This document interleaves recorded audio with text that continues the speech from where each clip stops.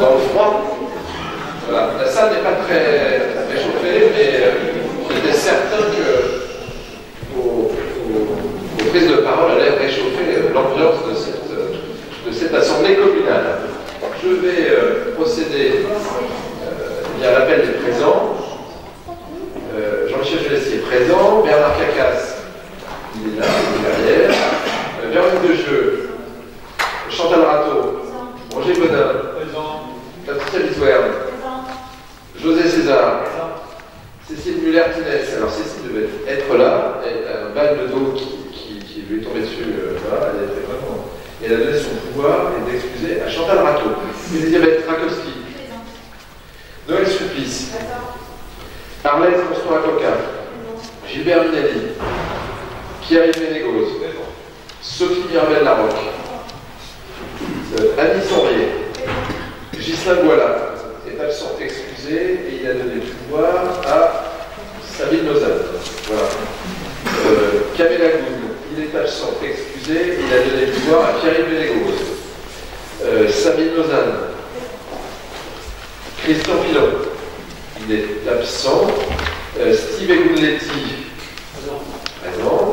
Marianne Pépin, présente. Salomé Seri est absente excusée, a donné son pouvoir à José César.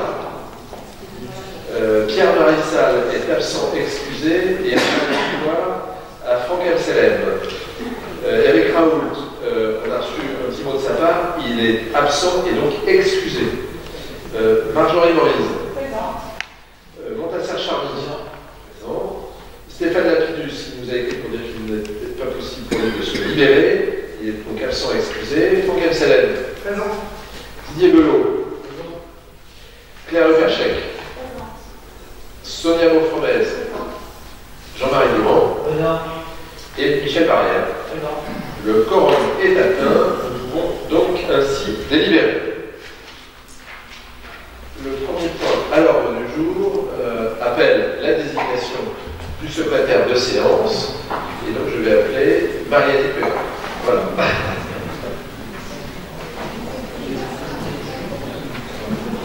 À venir me rejoindre pour assurer le secrétariat de la séance.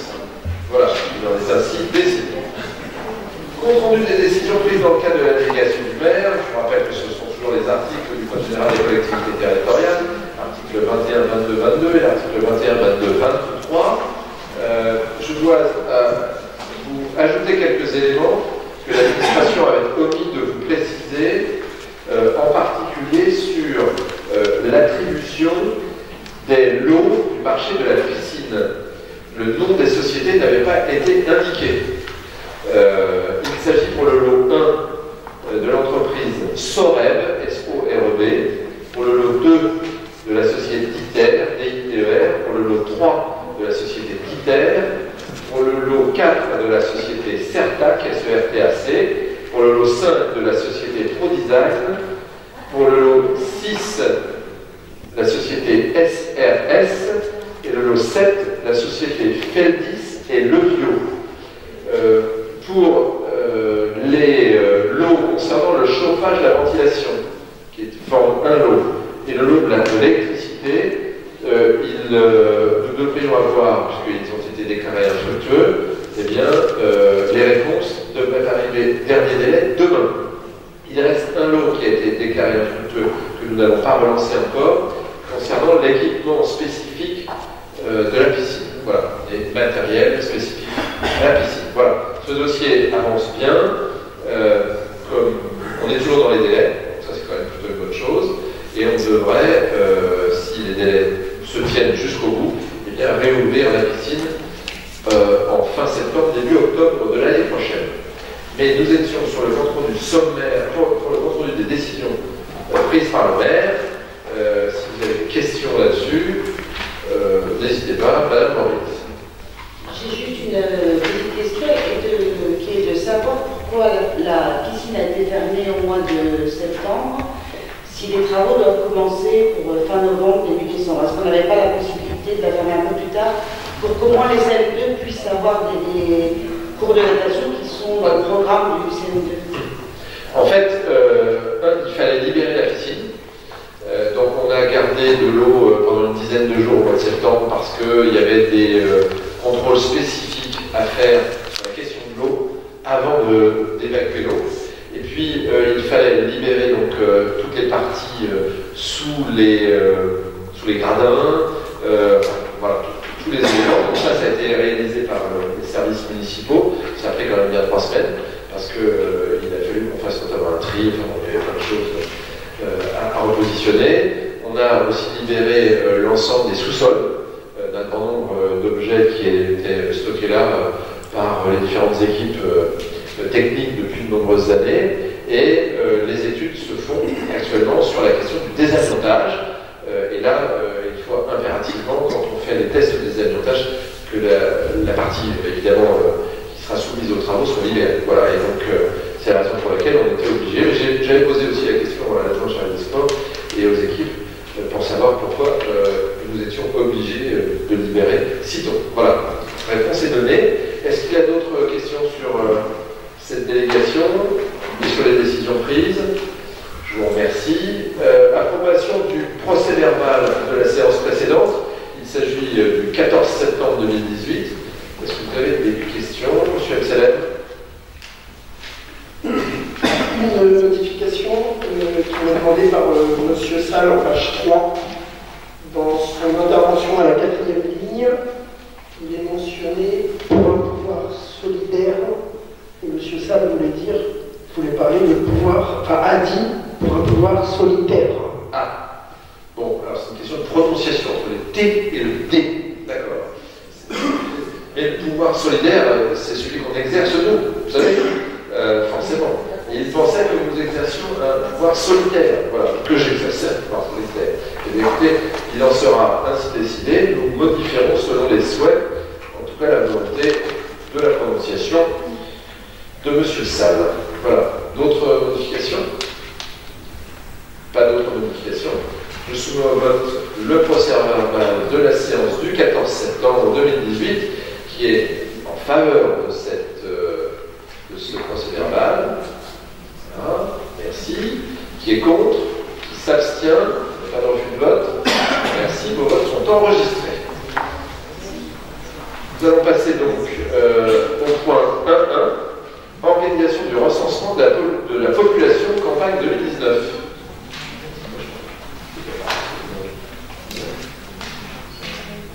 D'accord, donc c'est Chantal Rateau sous la supervision de Noël Sulpice. Voilà.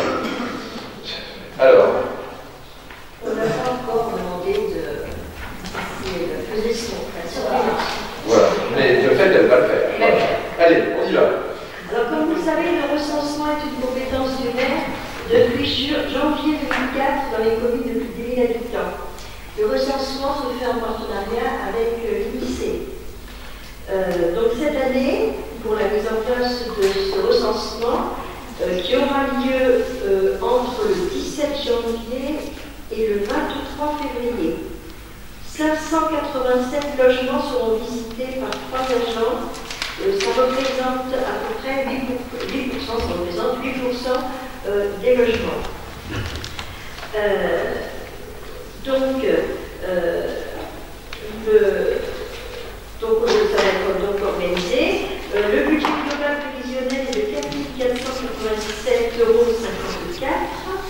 et la dotation attribuée à la ville est de 2 752 €.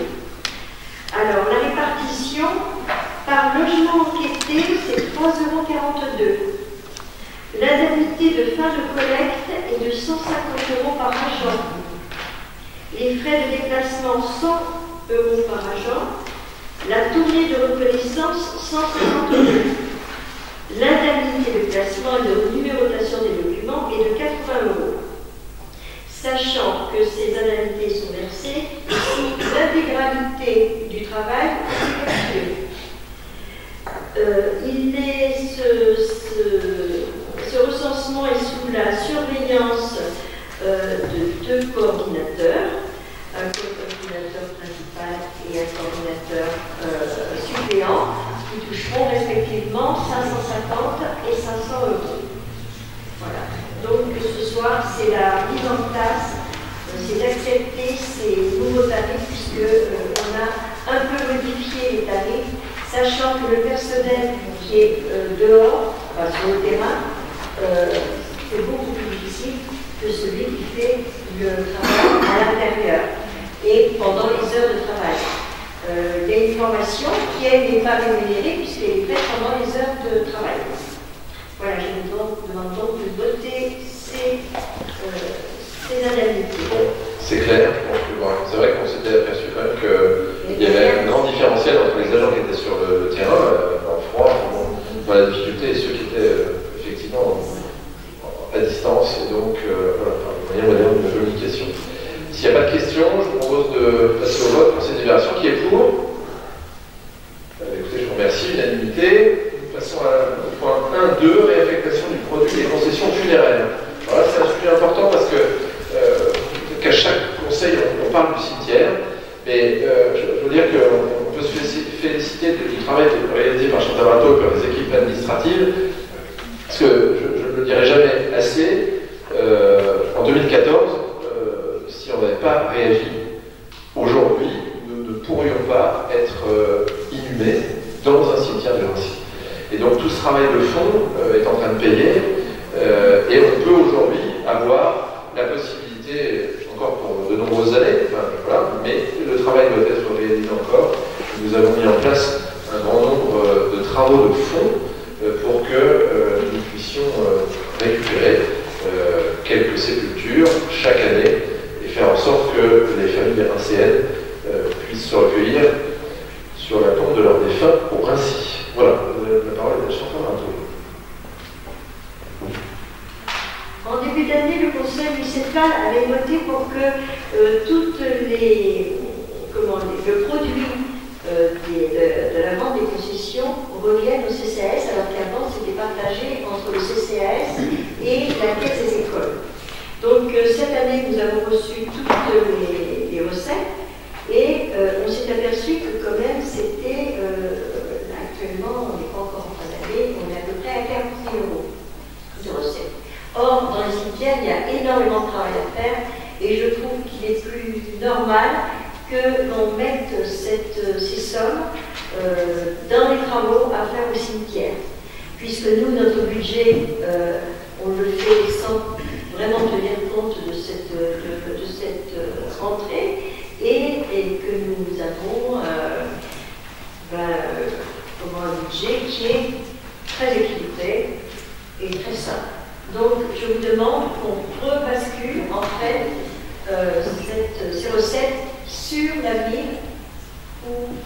Voilà, donc le CCAS fonctionne bien, on reçoit de plus en plus de monde, ce qui peut être une interrogation, mais la méthode que nous avons, ça n'est pas de donner de l'argent systématiquement, comme ça peut être le cas il y a déjà quelques années, mais faire en sorte que nous puissions, avec les demandeurs qui souhaitent des bénéfices sur leurs demandes, et bien qu'on puisse leur trouver des systèmes qui ne coûtent finalement pas à la vie. Voilà.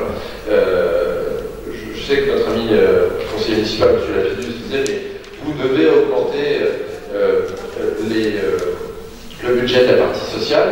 On peut trouver des moyens, et je vous vraiment demande d'interroger, pas ce soir, mais on pourrait Chantal Rateau, pas sur des cas, sur des personnes, mais sur des typologies de problèmes sociaux, et vous verrez que notre méthode fait que ça ne coûte plus à la ville, ça coûte en tout cas beaucoup moins que ça ne coûtait auparavant, et on ne verse pas des chèques, comme on a pu le trouver quand nous sommes arrivés à la gestion de cette ville, où il y avait quand même des gens qui touchaient tous les mois des chèques quasiment identiques, sans qu'on trouve des solutions. Et donc on cherche des solutions, on les trouve, et avec eux, et c'est comme ça qu'on arrive à avoir une ville qui socialement essaye d'être un petit peu au-dessus d'autres. Voilà. C'est peut-être plus facile pour nous, mais la méthode est très différente par rapport aux autres villes. Voilà, donc on réattribue les concessions, le résultat des concessions funéraires au budget général, et les choses sont vraiment plus claires. Voilà. Est-ce qu'il y a des questions? Madame la Présidente. Juste une petite remarque, puisqu'il avait été décidé effectivement d'attribuer ce budget au CCAS, c'était une décision assez récente. Je pense que les travaux qui sont en définitive nécessaires, ils existaient déjà au mois de janvier 2018. Donc on on va voter pour, hein, puisque évidemment, je pense que c'est l'intérêt de tous les Rincéens de réaliser ces travaux. Mais bon, je me demande à la rigueur, enfin, je me demande pourquoi on a voté ça en janvier 2019. On acte votre interrogation. Qui est pour? Unanimité, je vous remercie. Point 1.3, c'est un tout autre sujet, déclassement de véhicules municipaux. Là, écoutez, on avait délibéré déjà, je crois, à la dernière séance.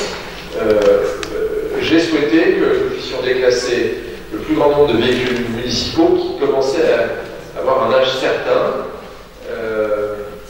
pour à la fois faire des économies, avoir une gestion de parc municipal un peu différente, et puis rentrer vraiment dans l'ère du développement durable. Alors, ce que nous avons déjà fait depuis pas mal de temps, au niveau de la ville du Raincy, sur la communication en direction des plus jeunes, des anciens, sur ce que nous faisons en termes d'économie d'énergie dans les bâtiments.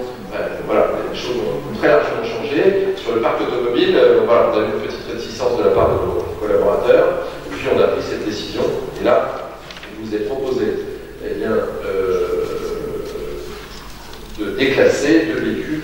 Il s'agit d'un Nemo Citroën et d'un poids lourd Renault. Voilà, qui date de 1996, un poids lourd, et donc il n'est pas possible que la ville cautionne ce genre de choses, donc évidemment on va changer aussi nos méthodes, et plutôt que de voir des collaborateurs naviguer dans la ville avec des voitures, certains navigueront avec des vélos électriques, lorsque évidemment leur mission ne réclame pas une voiture. Voilà, donc on installera petit à petit cette méthode au sein de la ville. Voilà, une simple délibération. Voilà, qui pose aussi quelques principes. Voilà. La question, ça en plus de la voiture électrique pour transporter les personnes à mobilité réduite dans le cimetière. Hein, vous avez peut-être vu le jour du 1er novembre. Pas de question? Qui est pour cette délibération? Avec l'unanimité, je vous remercie.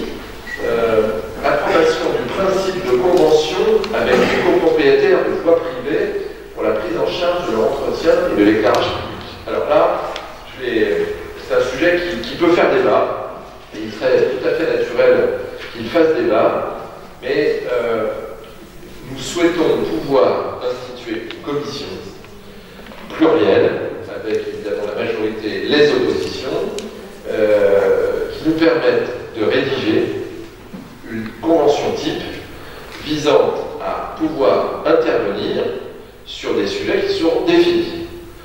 Vous le savez, la responsabilité de la ville, elle est sur les voies publiques, communales, départementales, nationales aussi, mais il arrive que c'est dans certaines voies privées qui sont ouvertes à la circulation pour tous, il y en a quelques-unes, ou simplement en villa, en impasse, qui ne sont pas ouvertes à la circulation pour tous, mais dans lesquelles on n'assure pas la sécurité. On avait eu ce débat sur l'allée des Violettes, où j'avais fait intervenir des sociétés pour boucher des trous, qui étaient assez conséquents, et assurer la sécurité des gens qui passent, mais surtout des riverains. Ce qui vous est proposé là, c'est que l'on puisse mettre en place une commission, qui sera évidemment ouverte, on débattra autant de fois autant de temps que nous pourrons, pour mettre en place ces conventions visant à regarder la prise en charge de l'éclairage public, pas évidemment sur les mêmes dimensions que l'éclairage public sur la voirie publique, et la prise en charge de l'entretien. Donc, il n'est pas question pour moi de proposer que l'on puisse travailler sur l'assainissement, puisque l'assainissement est de fait réservé aux copropriétaires, puisque c'est une copropriété, mais la question de l'accessibilité et la question de l'éclairage public sont pour moi deux sujets fondamentaux. Donc c'est une délibération un peu exploratoire qui vous est proposée et qui vise, encore une fois, à ce qu'on puisse se retrouver dans la diversité du conseil municipal et dans la proportion qui est organisée à travers ce conseil municipal, et que l'on puisse mettre en place un groupe de travail qui travaillera sur ces sujets. Voilà. Et sous la boulette, Jean-Pierre Marteau, puisqu'elle est en charge de la voirie. Est-ce que vous avez des questions? Je vous laisse quoi? Pas de questions, puisque effectivement, comme vous dites, c'est tout à fait exploratoire, donc je pense que c'est quelque chose à travailler. Moi, je n'ai pas de vision suffisamment globale pour savoir si c'est l'intérêt de la commune ou pas je comprends à travers ces conditions. Et dans quelle mesure je comprends à travers ces conditions. Je vous donnais aussi des exemples. Des exemples d'insécurité, alors c'est pas forcément très important, mais il y a quand même des endroits qui posent question. Voilà. Et puis il y a des typologies extrêmement différentes. On a des centres où là où vous avez 1 à 2 personnes qui peuvent passer sans véhicule, et puis vous avez des allées, des villas, des impasses voilà, qui ont des configurations extrêmement différentes. Voilà. Et puis certaines évidemment ouvertes à la circulation. Donc évidemment il faut mettre de côté toujours son intérêt personnel, hein, vous êtes tous élus, mettre de côté aussi les intérêts personnels d'amis ou autres, parce que forcément on est tous amis avec beaucoup d'anciens qui habitent dans ce style de voie, mais quand même, cette question de la sécurité doit être posée et il est important qu'on puisse la faire avancer. Donc, moi je proposerais qu'il puisse y avoir 3 membres de l'opposition. Alors évidemment, vous avez des groupes qui sont un peu différents, parce qu'on a un groupe de 1, un groupe de 2, et un groupe de 3, enfin 4, je sais pas, enfin 3 ou 4, voilà. C'est pas très sérieux, un groupe de 3 ou 4. J'ai l'impression que le maire ne s'est pas compté, mais c'est pas le sujet là. Donc, un membre de chaque groupe, et puis qu'on ait donc 6 membres de la majorité. Voilà. Ce qui ferait voilà. Une bonne répartition. Donc, est-ce que vous avez une idée dans chacun des groupes qui vous souhaiteriez présenter? Notre groupe voudrait me proposer. Votre groupe voudrait vous proposer. D'accord, très bien.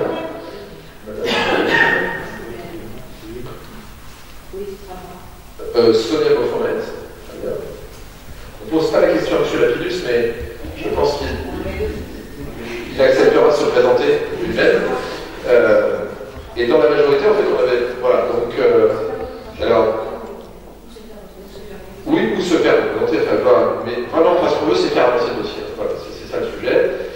Dans la majorité, Arlette Constant-Coca, Michel Barrière, il y avait Roger Bedin qui m'avait dit tout à l'heure, Roger Bedin, encore 3, Gilbert Vinelli, Steve Egugletti et Noël Sulpice. Et ben voilà, vous avez pu noter. Voilà. Vous voulez que je vous redise? Alors, serait membre, si vous l'acceptez, de cette commission, Monsieur Lapidus, Madame Beaufournet, Madame Maurice, Monsieur Bodin, Madame Sulpice, Madame Constant-Coca, Monsieur Minelli, Monsieur Egugletti et Monsieur Barrière. Voilà. Et voilà, qui présidera, Chantera, qui présidera. Voilà. C'est bon? On est bon? Madame Maurice. 1, 2, 3, 4, 5, 6, 6, et chacun nous on est 1, 6, 7. Ah oui, bah, elle est plaisante, voilà, enfin bon, c'est pour animer le groupe. Voilà. Oui. Enfin, c'est pas un groupe qui va. Voilà, c'est pour apporter des idées. C'est un groupe de travail. Oui. Est-ce que par exemple, notre groupe, puisqu'on est un peu plus que les autres groupes de l'opposition, est-ce qu'on peut au moins avoir un suppléant en cas d'invalidité? Oui. Et le suppléant est? Le suppléant sera monsieur? Parce que là, ça n'est pas ça. Monsieur Mselem. Et le suppléant de Madame Monsieur Charles. D'accord. Très bien. Est-ce que vous pensez qu'on peut acter cette délibération? Donc on approuve le principe de passation d'une convention. On va travailler à travers le groupe de travail donc, qui est organisé de la façon suivante. Voilà, on va répéter chacun ce que je vais. Voilà. Est-ce que tout va bien? On peut voter cette délibération? Je vous propose qui est pour? Voilà. Unanimité. Alors écoutez, c'est un conseil municipal exceptionnel. On va continuer. On va lancer.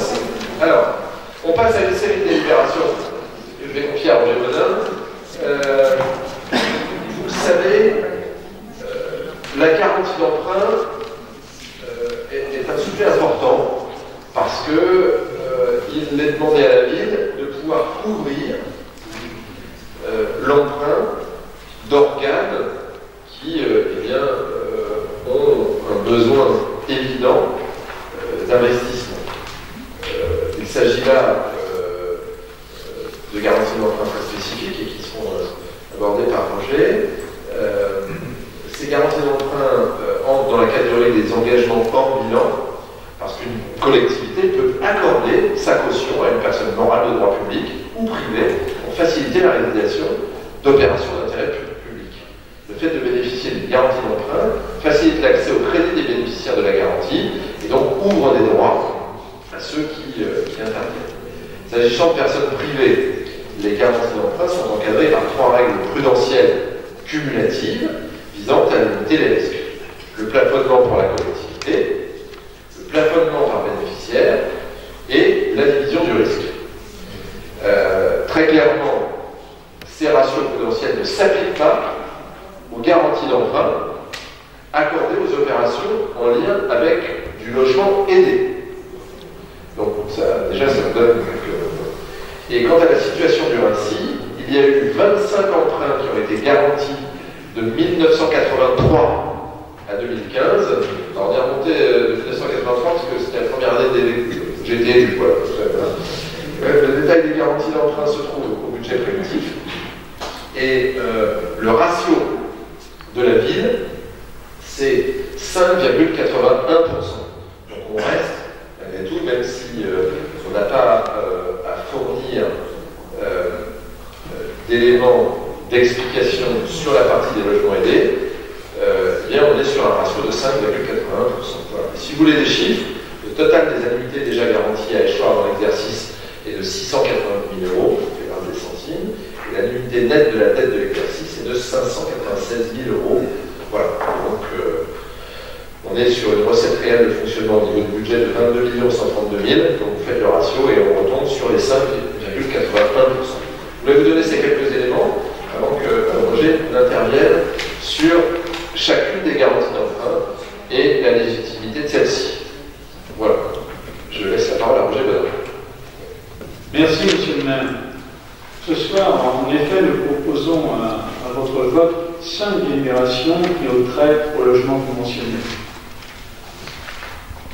Elles ont toutes le même objectif, c'est aider à la réalisation de logements conventionnés sur notre ville, car les conditions économiques sont difficiles dans ce domaine, car le Rincy appartient à une zone 1, qui est celle de la Seine-Saint-Denis pratiquement, et a les mêmes, disons, taux que les autres villes. Et donc c'est plus difficile pour les bailleurs sociaux de réaliser un logement social sur le Rincy que sur les autres villes de la Seine-Saint-Denis. Mais ce soir, je pense qu'il faut en profiter compte tenu de 5 délibérations et que nous en avons déjà passé un certain nombre sur le sujet pour vous donner en quelque sorte et en préambule les fondamentaux du logement social. Comment ça marche? La loi SRU nous y oblige depuis la loi Guessot qui fut votée en décembre 2000. Elle obligeait chaque ville d'Île-de-France de plus de 1500 habitants à réaliser 20% de logements sociaux. Ensuite, la loi Allure, plus floue, en 2013, renforça ce pourcentage à 25%. Ces lois furent considérées parfois comme une punition par certaines villes. Cette sensation de punition peut être renforcée lorsqu'un préfet nous dit qu'il doit appliquer la loi, rien que la loi, à la virgule près. Ceci ne nous décourage pas pour autant, mais c'est difficile. Et aussi, d'ailleurs, lorsque l'on parle au Rincyéen, on a parfois l'impression qu'ils ont une appréhension concernant le logement conventionné. Ça se comprend aussi, parce qu'on applique parfois cette loi de façon dogmatique. Ainsi, nous faisons partie d'un territoire, mais l'unité de mesure, c'est la commune. Le territoire a déjà 25% de logements sociaux, mais c'est porteur d'espoir malgré tout, parce que quand on lit des modificatifs ou des explications sur la façon d'appliquer la loi, on lit des choses comme toutefois, dans les communes appartenant à des territoires dont la situation ne justifie pas un renforcement des obligations de protection, cette obligation est fixée à 20%. On peut se dire que nous-mêmes, dans un territoire déjà avec 25%, ça pourrait être appliqué. Néanmoins, ce n'est pas le cas, car aujourd'hui, notre territoire n'est pas un établissement de coopération intercommunale, ni une intercommunalité, ni une agglomération de communes qui permettrait de respecter la loi, en fait. Mais je pense que le territoire, avant un certain temps, mais pas trop long, sera l'unité de mesure du logement social. J'ai cet espoir, en tout cas. Une fois peut-être que le département patron territoire et la métropole Grand Paris sera complètement formée et en charge du logement, parce qu'elle ne sera qu'à partir du 1er janvier 2019. Aujourd'hui, quand même, on a des obligations respectées et je voudrais vous parler de l'habitat en général de Rassis et le vrai souci qu'on peut avoir. Aujourd'hui, 35% des logements de la ville, bâtis de la ville, est plus que centenaire. À l'intérieur de cet ensemble, dont on parlera un peu plus en détail, il y a, je dirais, des bâtis insalubres parfois et dégradés. Ce n'est pas une majorité, loin de là, bien sûr, de ces 35%. Mais il y en a bien 5-6%. Et c'est ça le souci pour la ville, c'est comment ce bâti va muter. En effet, le monde économique immobilier aujourd'hui ne s'y intéresse absolument pas. Vous ne trouvez personne aujourd'hui pour entamer les travaux enfin, quelques copropriétés le font, mais il y en a quand même très peu. Le monde immobilier, les copropriétés ne s'en préoccupent pas, vraiment. Pourquoi? Parce que si vous avez 50% de propriétaires, disons, occupants, vous avez à peu près le même nombre qui sont des propriétaires loueurs, donc des locataires. Et les propriétaires loueurs, eux, sont intéressés par toucher le loyer plus que par investir dans le bâti. Donc on a un vrai problème là.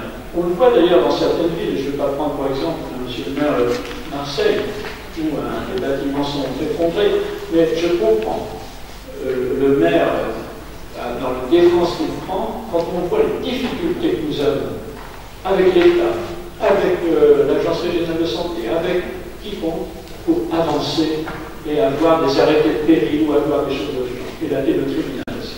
Donc, je comprends que finalement, un jour, les gens habitent, voilà, et donc nous en préoccupons. Et si, quand on parle à un ancien de logement social, les cheveux parfois se dressent sur sa tête, eh bien, moi, ce qui m'empêche de dormir, c'est le marchand de sommeil. Et c'est ça, le risque de la vie numéro 1 aujourd'hui, c'est une mutation de certains logements dans les copropriétés, disons, en difficulté. Et les seuls qui peuvent nous aider dans ce domaine sont les bailleurs sociaux.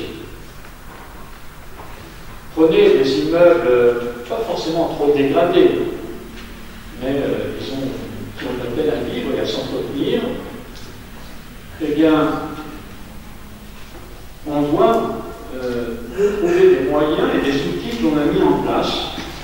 Nous, par exemple, on a mis l'EPF en place qui peut nous acheter un immeuble et le revendre à un bailleur dans une convention que nous avons votée ici en 2015 et qui nous donne une force financière capable parfois de résoudre ces problèmes. On verra que pour d'autres raisons c'est difficile parce que un bâti ancien sur la ville coûte au minimum 2 000 € du mètre carré. Et le plafond, le cas qui nous est donné par le département, c'est 1200. Il faut donc combler entre les deux. Voilà, on en parle un peu plus loin. Donc, ce qui importe aux Rincéens, malgré tout, et font-ils peur parfois de logement social, c'est l'évolution de la population. Eh bien, ce soir, je voudrais vous dire que la conviction, c'est que, en fait, il vaut mieux, dans certains cas, transformer du bâti ancien en logement social par l'acquisition, réhabilitation, conventionnement, que de laisser partir à des gens qui l'achètent et ne l'entretiennent pas. Et ne l'entretiendront pas. Ce qui fait que nous aurons, sous 20 ans, ce qui se passe aujourd'hui, au vide dans l'État qui fait l'objet d'une délibération tout à l'heure. Donc, je veux dire, c'est bien ça. Ils ont peur de l'évolution de la population. Pourquoi? Aujourd'hui, la population raciale est parfaite dans le sens où elle est équilibrée par les couches sociales, un tiers de catégories socio-professionnelles supérieures, un tiers de catégories intermédiaires, un tiers d'ouvriers employés, c'est bien. On parlera tout à l'heure sur le territoire de quelques villes qui, eux, ont accentué, je dirais, leur population justement dans la pauvreté la plus totale. Mais je veux dire que si tout le monde est pauvre, on ne peut pas sortir de la situation dans laquelle on est. Et donc c'est pour ça que je dis que cet équilibre de la population sur la massif est bonne. Mais également, elle permet un habitat qui est équilibré. Car ce que les personnes qui vont dans des logements, qui achètent des logements à 6 000 € de mètre carré ou à 6 000, et ceux qui achètent des maisons ne sont pas les mêmes que ceux qui vont aller justement dans des bâtis un peu plus anciens. Eh bien, pourtant, à ceux-là, qui ont moins de ressources, on peut leur permettre, par le logement social, d'avoir des loyers compatibles avec leurs ressources.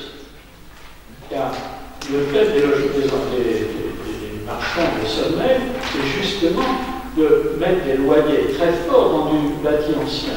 Et ça, on le connaît, on le vérifie.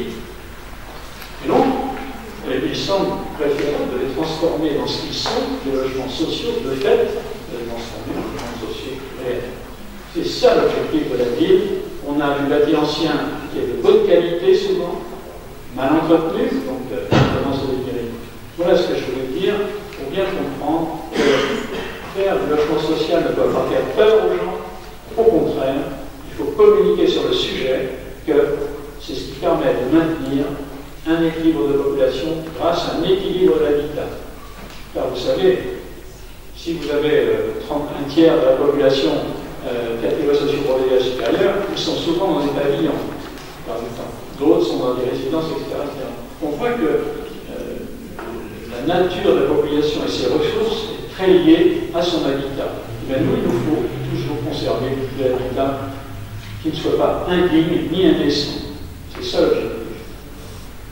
Alors, un petit point justement de leur sécurité, nous avons aujourd'hui 2000 maisons. Ces 2000 maisons sont occupées à 92% par les propriétaires. 8% seulement sont louées. Certaines d'ailleurs sont divisées aussi, on en parlera. Nous avons 480 collectifs sur la ville, ce qui fait 5000 appartements. Ceux-là sont occupés aujourd'hui à 50% par des propriétaires occupants et 50% par des locataires, donc avec des bailleurs. Mais il n'y a pas que des bailleurs qui sont des marchands de sommeil. Il y en a qui gèrent fort bien leur propriété. Il faut savoir que les 480 collectifs, parce que je ne sais pas si je dis 500, non, 480, 300 collectifs sont en copropriété. C'est-à-dire qu'ils n'appartiennent pas à une personne, ils appartiennent à chacun des propriétaires des appartements. Et dans ces copropriétés, elles sont en moyenne de 14 logements. Tandis que les 180 autres collectifs sont en monopropriété et représentent 5 logements de moyenne. Ça, c'est typique, c'est-à-dire que aussitôt qu'un immeuble devient un peu plus grand, finalement, le propriétaire, souvent qui a été bailleur unique à une époque, a quitté Vinci, ou etc., et ne peut plus même s'embêter, je dirais, avec les problèmes qu'il peut avoir avec les locataires, sachant que quand vous en avez 14, vous avez 14 fois plus de chances d'avoir des problèmes que ceux qui en ont des 5. Cela donne aujourd'hui, sur la ville, une proportion de 64% de propriétaires occupants et 36% de locataires. Ça, c'est une très bonne proportion. Et c'est celle-là, cet équilibre, j'appelle l'équilibre 64-36, qui doit être surveillé constamment, car son évolution sera déterminante pour le futur de la ville.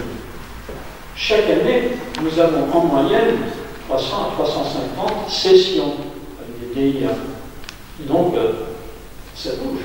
Et donc, si au niveau des logements, ça évolue avec, par exemple, les bailleurs des acquéreurs qui sont des marchands, petit à petit, ça va nous faire mal. Car le marchand de sommeil. Souvent, on voit des cas où ils sont obligés de se mettre à deux ou avec des enfants dans le même logement, 60 mètres carrés, 1000 euros. Ils sont obligés de se mettre à deux pour payer. Donc ceci pose un problème de suroccupation, un problème qui rejaillit ensuite sur les écoles, etc., et qui nous coûte cher. Donc c'est pour cela qu'il nous faut veiller à cet équilibre-là et qu'il ne varie pas trop. À une époque, les partis politiques géraient les villes comme cela. S'ils étaient à 60% de locataires et 40% de propriétaires, la ville était de gauche. Et ils le savaient d'ailleurs, beaucoup ont travaillé dans ce domaine sur la Seine-Saint-Denis par exemple. Ils apportaient des populations ouvrières pour que, ma foi, la ville soit plutôt de gauche. Non pas que je crois que ce soit contre les ouvriers, j'en fais partie, je les aimais. Alors, ajoutez à ça, si vous avez 35% de notre habitat qui est plus centenaire, et certains immeubles anciens et quelques pavillons pas bien entretenus se dégradent, ils deviennent la cible économique des marchands de sommeil. Ça, c'est clair. J'appelle ça l'économie souterraine qui vient à la place de l'économie immobilière qui n'agit pas dans ce domaine, car elle cherche les profits les plus importants. Ils achètent des biens pour ainsi et exploitent leurs locataires avec des loyers mensuels de 18 à 20 euros du mètre carré, c'est-à-dire 30% au-dessus de la moyenne départementale et 2 fois plus cher que des logements locatifs sociaux. Donc, ils s'intéressent seulement à l'encaissement des loyers, mais ne répondent pas aux appels de fonds des syndics de copropriété pour les travaux importants. Et là, ça, on le note, car nous avons fait sur un certain nombre d'immeubles des fiches flash, et aussitôt que nous atteignons les 50-50, donc c'est assez souvent, eh bien, nous avons des dettes dans la copropriété et des appels de fonds qui ne sont pas satisfaits. Ce qui fait que, après, eh bien, vous allez vous faire des injonctions, les problèmes arrivent. Et donc, pour nous protéger, on a procédé à une étude, une hiérarchisation des adresses préoccupantes, prioritaires, de façon à les identifier. On a donc identifié 31 adresses prioritaires plus, c'est-à-dire que vraiment celle-là, c'est celle dont il faut s'occuper. 8 collectifs en copropriété et 3 en monopropriété, qui est 20 habitats individuels.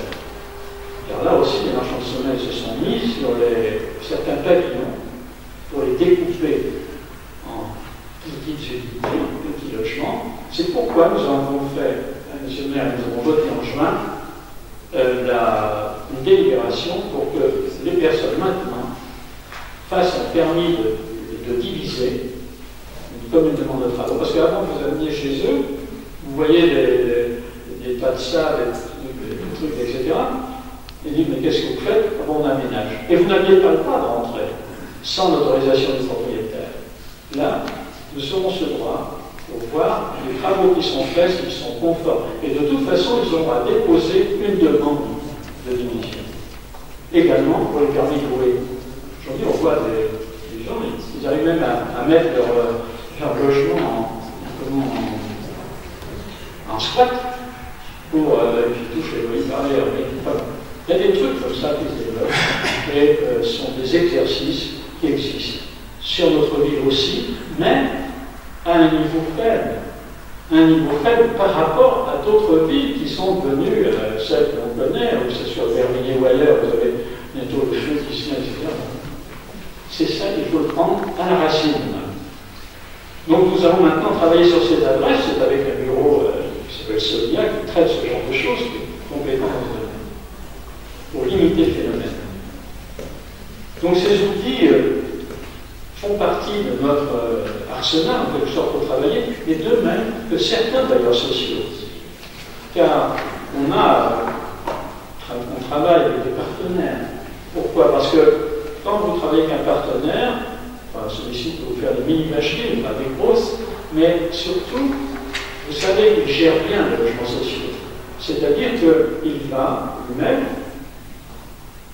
s'occuper des personnes qui ne payent pas leur loyer pendant, il y en a certains qui attendent 6 mois, il y en a d'autres qui n'attendent pas ce temps-là, qui vont également traiter ceux dans une cage d'escalier qui vous mettent le tracassin sur tout l'immeuble.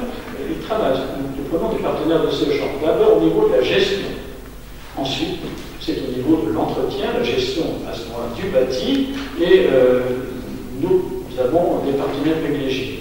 Je ne vais pas citer le bailleur social de la Seine-Saint-Denis, qui a plutôt tendance à poser des problèmes, c'est-à-dire qu'un jour, il y a une cheville à toute tête, les gens, hier, je n'ai pas cité le bailleur Seine-Saint-Denis. On a mis des outils comme cela. Alors, ces outils nous permettent, parce que ce sont des gens qui se frottent constamment et quotidiennement à ce problème de logement insalubre ou dégradé. Mais la solution pour leur ainsi se trouve surtout pour le logement conventionné dans l'acquisition, réhabilitation, conventionnement. C'est ça, c'est la dimension. Pas sur toute la ville. On nous demande 25%. Je peux vous dire ce soir en finance qu'on ne les atteindra pas, monsieur le maire. On n'atteindra peut-être même pas 20%. Mais il faut augmenter le montant. Nous sommes trop bas comparé à notre population et comparé à ce qui se passe dans un certain nombre de villes. Nous préférons cela, nous, que laisser les immeubles anciens et logements aux mains des marchands de sommeil sans entretien, dans un usage indécent et dans la suroccupation. C'est pour cela que nous devons augmenter progressivement notre pourcentage de 8%. C'est pour ça que nous avons les actions qui aboutissent, par exemple ce soir, à un certain nombre de libérations. Il faut continuer à travailler dans ce domaine avec ténacité, dans la continuité. Notre méthode, acquisition, réhabilitation, conventionnement des immeubles et logements anciens, insalubres ou dégradés, c'est la meilleure solution que celle que nous menons. Mais si d'autres ont d'autres solutions, ils nous les donnent. Je souhaite donc les transmettre à ce conseil où les libérations qui suivent s'y prêtent bien. En parler au conseil municipal permettra de retrouver ces propos dans le compte rendu du conseil. Pas forcément ce que j'ai dit là, mais ce que j'ai écrit. Et en préalable, nous devons quand même donner plus d'informations générales sur l'habitat. Prenons l'habitat de notre territoire d'abord. Nous sommes 14 communes. Demain, l'habitat, le logement sera géré en partie par le territoire. Donc il faut comprendre ce qu'il y a dans les 14 villes. Quelques chiffres. Nous avons dans ce territoire de l'ordre de 390 000 habitants. Donc à cette échelle, on peut vraiment traiter les choses globalement. On a 154 430 résidences principales. Et la typologie est assez importante. Il y a un quart de T5, un quart de T4, un quart de T3. Et le reste se développe entre les T2 et les T1. Enfin, je trouve ça, moi, la typologie du bâti est intéressante. C'est-à-dire qu'on a plutôt, on a des logements, donc 75% représentent au-dessus de 3 pièces.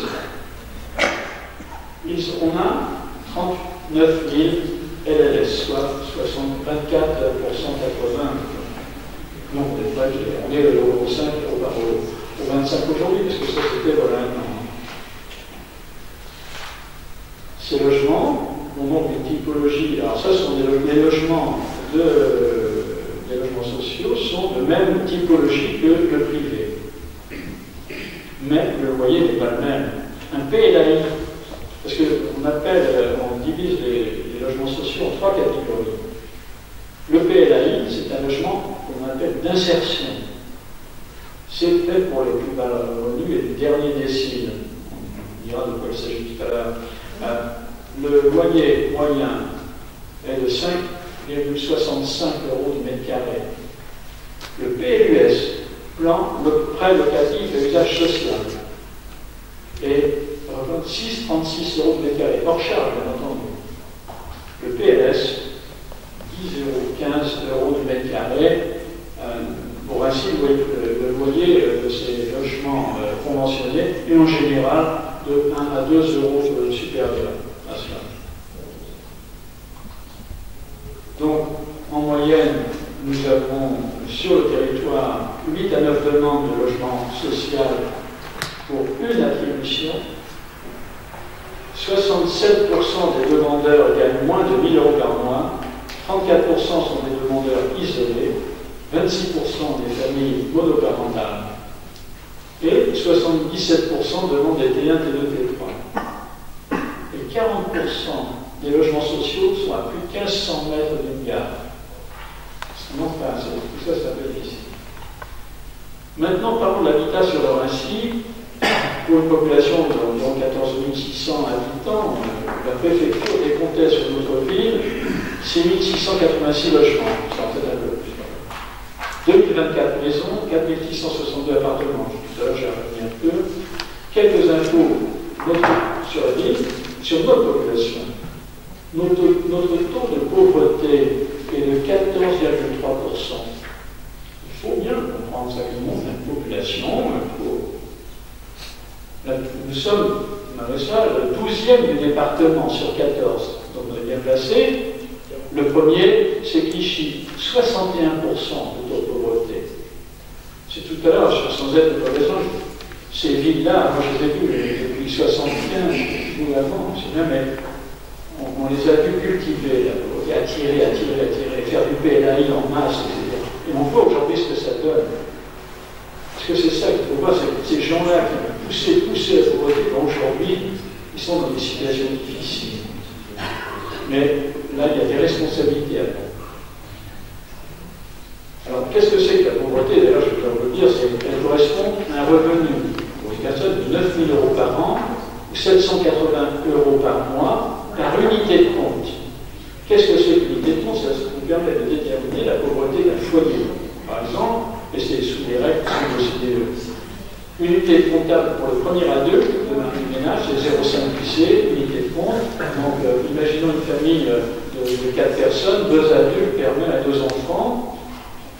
Ça donne en total, donc 2 fois 5, 10, ça fait 1,6 compte. Ça donne 1640 € par mois.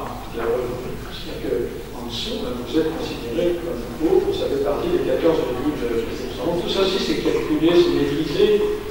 Et la préfecture nous oblige d'une certaine façon à prendre le plus possible de personnes de cette catégorie dans les logements sociaux. Le revenu médian ainsi est de 28 104 € par mois. Nous sommes les deuxièmes du territoire, derrière le Fournaire, ce qui fait 2 348 € par mois, alors que la moyenne en France est de 1780. À Clichy, c'est 1104 €. Je ne dis pas ça pour schématiser Clichy, mais c'est montrer les écarts qu'il y a entre nos villes, et notamment par rapport aux plus pauvres. On est le territoire le plus pauvre aussi. Et les appartements, je l'ai dit tout à l'heure, qui se répartissaient en 300 logements, en 300 collectifs, etc. Un prix médian au mètre carré par immeuble aujourd'hui au Raincy est 3 673 €. Vous savez, vous vendez du neuf à Livry-Gargan, il est à 4 000 et quelques €. Donc la moyenne chez nous, aujourd'hui, elle est encore élevée au niveau de la vente. Et vous voyez même dans le circuit urbain, près de la gare, ce que je veux dire, c'est je vois des logements qui se vendent à des prix assez élevés. Et on a 741 logements sur la ville qui sont soumis à la taxe locale sur les logements vacants, à la taxe sur les logements vacants. Et ça, c'est une chose qu'on n'a jamais réussi à vraiment investiguer parce que les gens veulent effectivement, dans certains cas, c'est vraiment un logement, ils ne veulent pas louer pour ne pas avoir de problème, etc. Dans d'autres cas, je veux dire, ce ne sont pas des logements. Il faudra approfondir, on n'a pas réussi un bon travail jusqu'à maintenant. Voyons la situation des logements conventionnels.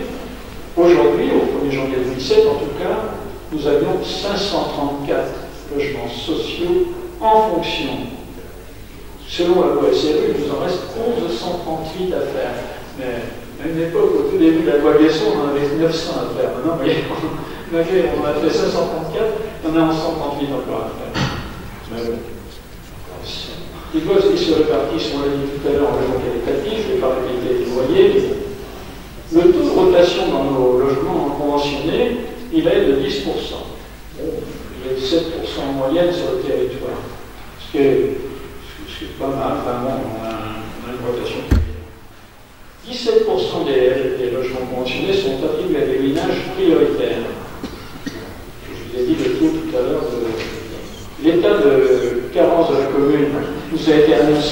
décembre 2017 par un courrier du préfet, l'arrêt des créances, lui, nous est parvenu le 5 février 2018, avec notre obligation triennale, qui est aujourd'hui de 125 de réalisation de 125 logements conventionnés sur les 3 années de la période triennale 2017, 2018, 2019.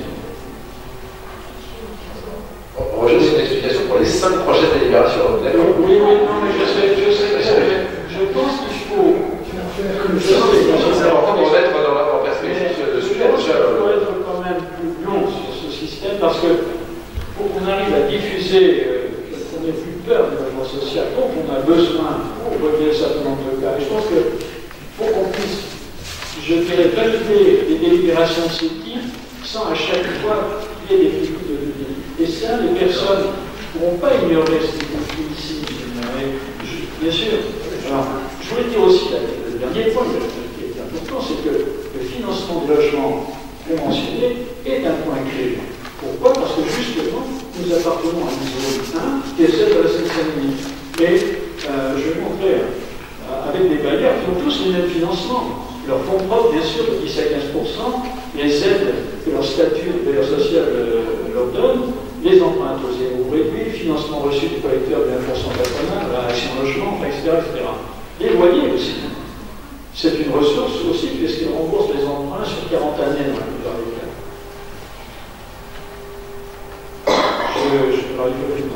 Donc, comment se décompose le prix d'un bâti, quel qu'il soit, aujourd'hui, quand on construit dans la zone 1? C'est ça qui est aussi, donc je le dis.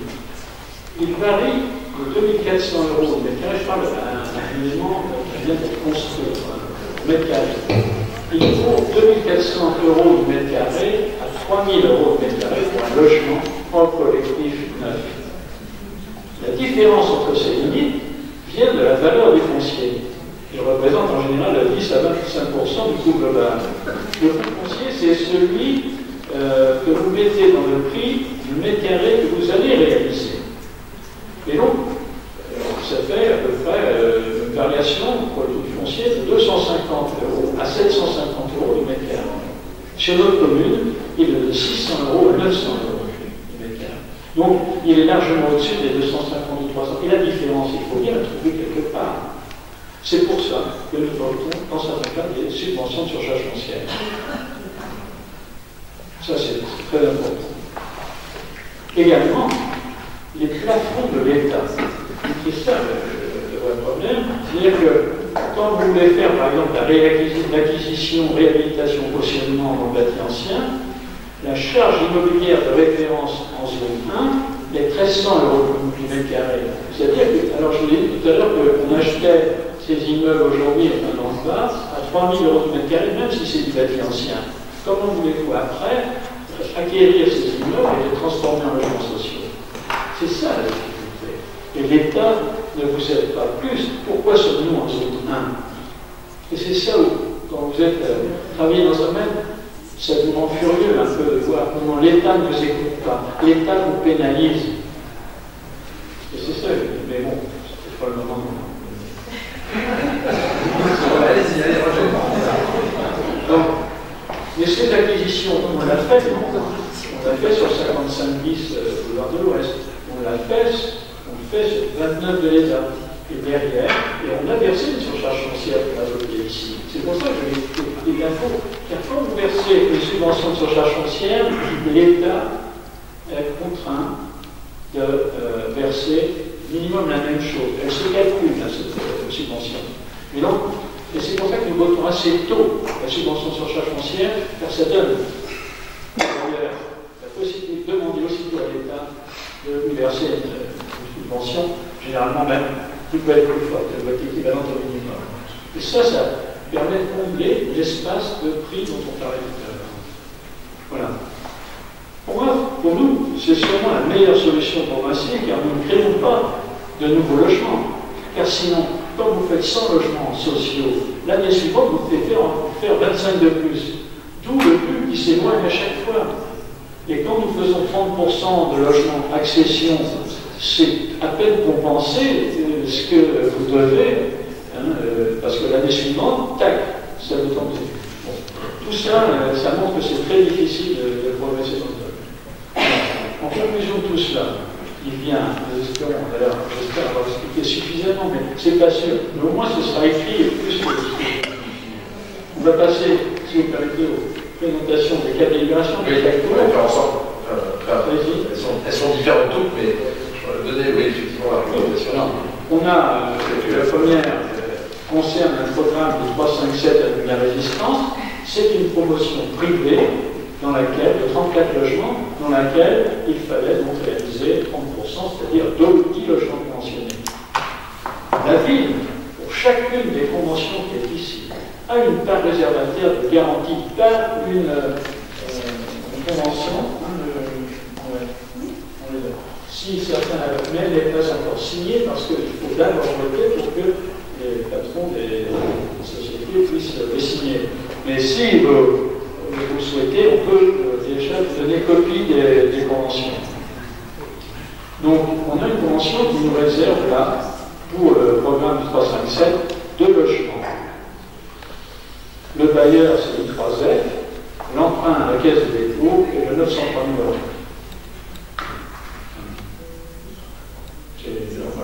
Vous voulez qu'on passe, vous expliquer toutes les délibérations et puis on les vote les unes après les autres? D'accord. Je pense que c'est bien. Sauf si vous avez des questions sur l'une. L'autre programme, donc celui qui est là, garantie, dont on garantit l'emprunt, c'est le programme de 89 bis avenue Thiers et également 28 bis sur les coteaux. C'est fait par la promotion APO, qui prévoit donc 7 logements conventionnés, la part réservataire de la ville étant de 1 logement. Le bailleur, c'est Foi et Joie, c'est le bailleur de la Poste. Car si parmi les partenaires, en quelque sorte, nous avons 3 des centres de projets plus importants, ils arrivent à gérer jusqu'au plus bas 10 logements. On y d'autres, on a 2, c'est Logement et Foi et Joie, qui acceptent de conventionner 2, 3 logements. Voilà, donc là c'est le cas, ici c'est Foi et Joie, c'est le bailleur de la Poste, pour un emprunt de 580 000 €. Le troisième, c'est le programme de Rond-Pointière et 2 avenue d'Ivry. La promotion c'est cette ICAD. Il y a 20 logements conventionnés qui sont sur 2 avenue d'Ivry. La part réservataire de la ville est de 4 logements. Le bailleur c'est le 3F. Et l'emprunt est à la caisse des dépôts et consignations, il est de 2 819 000 €. Le quatrième programme, c'est celui du 46 tiers. Ceci est différent, il est réalisé à 100% en logement conventionné, il y en a 18. La part réservataire de la ville pour la garantie d'emprunt, c'est 3 logements, et sachant qu'on en a également 2 pour la surcharge foncière que nous avons votée l'année dernière, en 2017. Donc, on a 5 logements. Et pour vous dire, certains peuvent dire, bon, la part réservataire, elle est à la préfecture qui doit la reprendre par l'arrêté de carence. Nous votons aujourd'hui ces conventions en même temps, en quelque sorte, mais si on a le droit de garantir, on a derrière la part réservataire, et on verra ce qui se fait. On a, je vais parler de projet Promogine, où le bailleur qui est ICS Familière nous donne 5 logements sur les 26 qu'il y a justement juste sur le rond-point. Il prend en partie dans sa part, il prend dans la part Action Logement, car il faut savoir que la part réservataire, c'est laquelle pour un projet quel qu'il soit, c'est 20% pour la ville, 30% pour l'État, en classique à 140, dont 5% pour les employés, les fonctionnaires de l'État, et 25% pour les mal logés. Et le reste, 50%, qui va vers l'Action Logement, justement. Donc, sont eux les financeurs de vous. Et nous, quand on paye en plus verse une surcharge foncière, nous avons 10% de plus. Donc le dernier, c'était celui-ci, c'est celui du 46 bis avenue Thiers. donc là pour 18 logements, l'emprunt à la Caisse des dépôts et consignations est de 2 715 000 €. Donc c'est ce que vous avez demandé. Très bien, merci Roger. Désolé d'avoir été long, mais cette synthèse généralement explicative. Dans le Voilà, parce que on va en parler encore plus on est longtemps. pour 2 heures. Non, je pense que c'est important de se rappeler dans quelles circonstances nous devons, et sous pas une tutelle, mais une action de l'État qui est très invasive et qui, à mon avis, recueille l'effet inverse de ce que l'État souhaite. La coercition, sur ces sujets-là, n'a jamais rien apporté de beau. La ville de Rancy, Roger Benin l'a rappelé, est volontaire, elle estime qu'elle doit respecter la loi. Nous n'attendrons jamais ce que souhaite le législateur, savoir les 25%, mais nous tendons vers. C'est ça qui est important. Et nous tendons vers en prenant en compte les populations. Les équilibres de Rancy, ils ont été rappelés. Et lorsque des logements sociaux, que nous appelons aidés ou conventionnés, sont en passe d'être construits, nous souhaitons qu'il y ait une diversité. Mais la diversité, elle n'est peut-être pas la même que des communes qui sont aux alentours.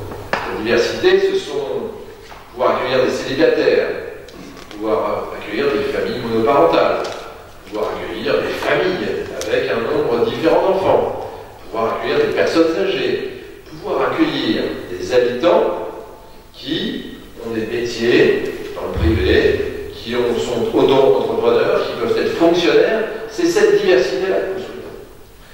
Et je pense que l'État, en orientant les choses telles qu'ils le font, l'État ne va pas arriver à cet objectif-là, qui devrait être un objectif commun de la gauche, de la droite et des sans étiquettes que nous représentons ici. Et nous avons mis quelques mois à vous présenter ces délibérations. Parce que j'estimais dans un premier temps que nous ne pouvions pas faire en sorte que nous cautionnions par emprunt la construction de logements, alors même que nous ne pourrions pas avoir de logements sous la férule de Roger et surtout de Chantal Arato en tant que maire adjointe chargée du logement. Nous avons obtenu, grâce aux différentes discussions, que des logements soient malgré tout attribués à la ville. Évidemment, nous allons continuer les discussions avec l'État pour que nous puissions en avoir d'autres, mais là, la discussion, elle est avec les bailleurs qui nous permettent d'obtenir ces logements. Je ne dis pas que nous contournons la règle fixée par l'État, mais nous obtenons par la discussion ces logements. Force est de constater que les dernières discussions avec le préfet ont montré que c'était extrêmement difficile. Lorsque j'ai proposé des candidatures de personnels municipaux, eh bien, le préfet ne les a pas refusées. Ce sont ces services qui sont intervenus pour positionner d'autres candidatures. J'ai émis les plus grandes réserves sur ce type de comportement auprès des préfets. Il a commencé à écouter un peu plus et le vendredi prochain, j'ai une réunion au sommet avec le sous-préfet pour réévoquer ces sujets-là. Mais dans l'attente d'un positionnement ferme de l'État sur les autres quotas, eh bien, nous avons la possibilité, à travers les propositions de Roger Benin, eh bien, d'obtenir, quoi qu'il arrive, des logements à destination de Rincières. Et ça, c'est quand même très important. Moi, je ne veux pas supporter que les employés municipaux, qui ont toujours œuvré dans leur travail le plus correctement possible, n'aient pas la possibilité, avec des salaires modestes pour la plupart, eh bien, d'obtenir des logements aidés. Comme Roger l'a aussi indiqué dans son développement sur l'ensemble de la politique et la lutte sur ces sujets-là, il nous faut impérativement répondre aux attentes du législateur tout en remplaçant des logements insalubres par des logements aidés. Les populations qui aujourd'hui sont gérées, non pas par leur volonté, mais par la volonté des marchands de sommeil, sont des populations en très grande difficulté. Et nous les voyons au service social. Et nous les orientons souvent vers les services sociaux du département. Parce que ces populations sont là de passage et viennent déséquilibrer, quand je dis déséquilibrer, le parfait équilibre du Rancy. de sa population actuelle. Ça veut dire que nous ne refusons pas d'accueillir des personnes. Et aujourd'hui, il est impératif que nous gardions ces cadres supérieurs pour un tiers ou plus, donc cadres supérieurs, cadres dirigeants, ou dirigeants d'entreprise, ce tiers de cadres et ce tiers d'ouvriers d'employés. C'est une population parfaite. Et bien, cette population parfaite, si nous voulons la maintenir, c'est par l'intermédiaire des logements aidés qui viendront remplacer pour partie les logements insalubres qui existent encore sur la ville. Voilà, donc ce sont des éléments complexes. Et si Roger a été long sur son développement, je pense que c'est pour aussi que nous n'ayons plus de débats primaires. Vous savez, ces gens qui disent non aux logements sociaux, je n'en veux pas à côté de chez moi. Puis finalement, on s'aperçoit que ces mêmes personnes, qui ne sont pas toujours des responsables politiques, ont des amis qui vivent dans des logements aidés du Raincy. Parce que les gens ne sont pas différents. Parce que lorsqu'on est sur le plateau, et l'autre jour nous y étions encore, nous avions beaucoup de monde. Eh bien, il y avait des gens qui étaient dans le logement aidé, qui étaient dans l'accession à la propriété, du collectif ou du pavillon. Tout le monde avait la même position, très clair.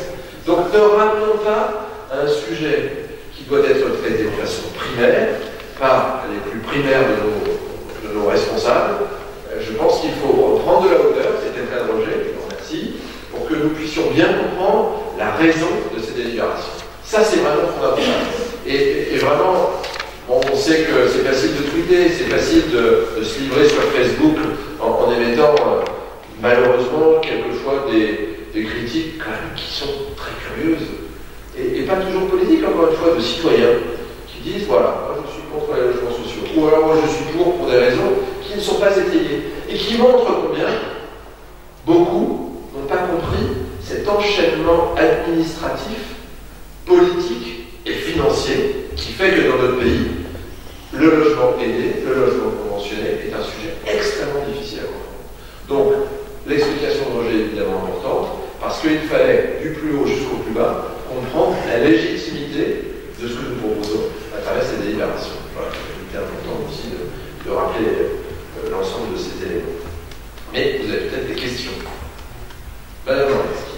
J'ai plusieurs observations. Je remarque déjà que nous sommes d'accord sur beaucoup de points évoqués dans son intervention orale par M. Baudin. Déjà sur la perversité infernale de cette loi SRU, puisque effectivement, plus on nous demande de construire un pourcentage de logements sociaux, plus on construit des logements sociaux, enfin, des logements, y compris des logements sociaux, et plus on est obligé de construire des logements. Donc, c'est sans fin, et effectivement, je pense que jamais notre commune ne parviendra à respecter ce que l'État exige de nous. Alors, je remarque quand même qu'on a fait des efforts, et on n'est plus le plus mauvais élève de l'Île-de-France en matière de logements sociaux, alors qu'on a pu l'être à une époque. C'est vrai, en 4 ans, on a amélioré les choses.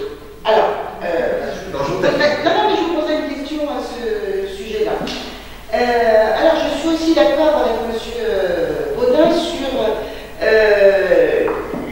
l'absurdité de la loi qui n'assimile pas les intercommunalités, parce que le PT avec les intercommunalités, alors qu'il y a énormément de ressemblances entre ces deux types d'établissements, et que, effectivement, si au moins on pouvait permettre que les 25% de logements sociaux le soient au niveau de l'EPT, là on serait dans une véritable mixité sociale, parce qu'il faut bien quand même que dans notre département il reste des quartiers pavillonnaires. Avoir des quartiers pavillonnaires dans le département de la Seine-Saint-Denis, c'est aussi essayer de tendre vers une mixité sociale.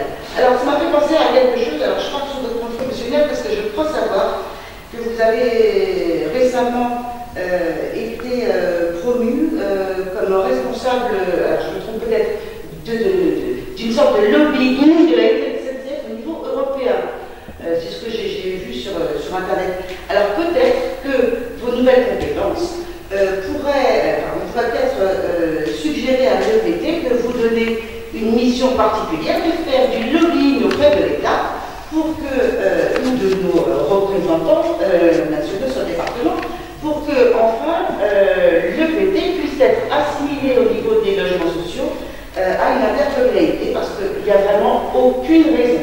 Et d'ailleurs, quand on regarde les textes, parfois on parle d'intercommunalité, parfois on parle d'établissement public territorial. Vraiment, je pense que ça n'est qu'une question d'interprétation et que ça, on pourrait assez rapidement l'obtenir. Alors, je suis aussi ravie d'entendre de la part de M. Baudin et de votre parole à vous que ce qui est votre priorité, ce qui nous fait peur, ce sont les marchands de sommeil. Alors, je rectifie, c'est pas la priorité de Roger Baudin, ce ne sont pas les marchands de sommeil, c'est justement d'éradiquer la présence des voilà. On s'entend bien, évidemment. Ce qui fait peur, ce sont les marchands de sommeil, et donc la priorité, c'est d'éradiquer les marchands de sommeil sur notre ville, et c'est ce que nous disons depuis le début. Notre politique en matière de logement social, c'est de mettre à la charge des promoteurs privés la charge de la construction des logements sociaux, et pour pouvoir créer une vraie mixité sociale, puisque la mixité sociale à l'intérieur d'une même copropriété, ça permet d'élever les gens. Alors que construire 100% de logements sociaux dans un immeuble entier, ça ne permet pas forcément l'élément social de ces familles. Donc nous sommes contre cette création de 100% de logements sociaux sur un immeuble entier. Donc notre priorité, effectivement, c'est la réhabilitation de logements vétustes, de logements insalubres ou de logements qui sont la propriété de ces marchands de sommeil. Alors on peut l'entendre souvent dire, mais concrètement dans les faits, pour l'instant en 4 ans, on n'a absolument rien vu. Et c'est ce qui nous attendez. Alors là, un matin, j'ai vous affirmez des choses qui sont fausses. Jusqu'à là, on vous entendait, mais... Vous m'expliquerez. Donc, j'ai effectivement ces observations-là, et maintenant, j'ai un certain nombre de questions. Donc, je voudrais savoir combien de logements sociaux, ou de logements aidés, sont apparus sur la commune depuis votre élection. Mais alors, je ne parle pas de livraison sous votre mandat, je parle de création de logements sociaux du fait de votre municipalité. Est-ce que vous avez les chiffres? Écoutez, on est passé de 4% sur mon prédécesseur que vous avez largement soutenu à 8%, voilà, en 4 ans. Non. Donc, attendez, on est dans une salle de... Moi, je suis pas en débat, avec vous si je provoque ce débat. Vous me posez des questions, normalement, je peux y répondre, et si je vous y réponds, si vous me dites que c'est non, c'est pas comme ça que ça marche. Je vous rappelle, jusqu'à présent, c'était un peu près pour toi, mais il faut simplement, voilà tenir... Donc, je vais préciser ma question. Quel est le nombre, je ne vous parle pas du pourcentage, quel est le nombre de logements sociaux créés et où sont-ils situés? Parce que, alors peut-être que vous les avez créés, mais je ne sais pas où ils sont. Écoutez, on ne va pas recommencer les conseils municipaux et les commissions, madame. On ne va pas recommencer dans ce travers. J'ai passé 4 ans et demi à présider ce conseil municipal, et pendant 4 ans et demi, vous n'avez cessé de reposer des questions que vous n'avez pas posées en commission. Moi, je veux bien éclairer l'Assemblée. Roger Baudin était quand même assez clair sur tous les sujets, peut-être pas tout entendu, mais il n'y a aucun problème. Moi, on n'a pas honte de notre politique. Donc, on a toujours été transparent sur tous les sujets. On vous donnera ce chiffre en temps et en heure. Vous venez en commission, on vous répond, il n'y a aucun problème. Mais quand vous n'êtes pas là, et pour poser des questions après, la vie personnelle fait que on a la possibilité de ne pas venir, de se faire représenter. Franchement, moi je ne suis pas là à la traite de mon opposition, mais je suis plutôt devant, sur le fond, pour faire que les réserves soient protégées. Alors, je note que vous ne répondez pas à ma question. Je le reposer. Mais votre méthode, si vous remplacez M. Sall et M. Hetzel, ça ne va pas aller. Non, Madame, on arrête.